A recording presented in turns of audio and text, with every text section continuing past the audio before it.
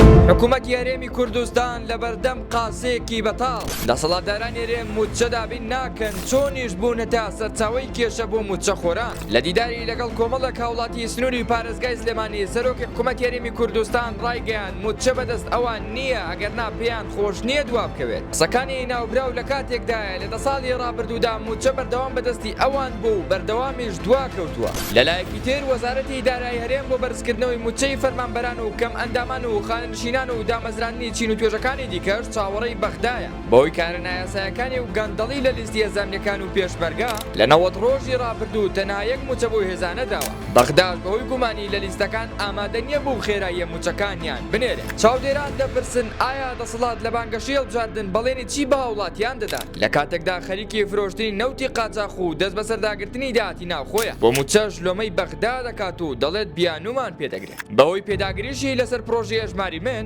چاوەڕێ ناکرێت بۆ ئاسانیە کێشەی موچە لەگەڵ بەغدا چارەسەر بکرێت. خۆ ئەگەر دەرفەتی تەوتین بدەن ڕێگەی بانکە فیدرالیەکانەوە کێشەی موچە چارەسەر دەبێت و ڕاستەوخۆ بەغدا دابینی دەکات.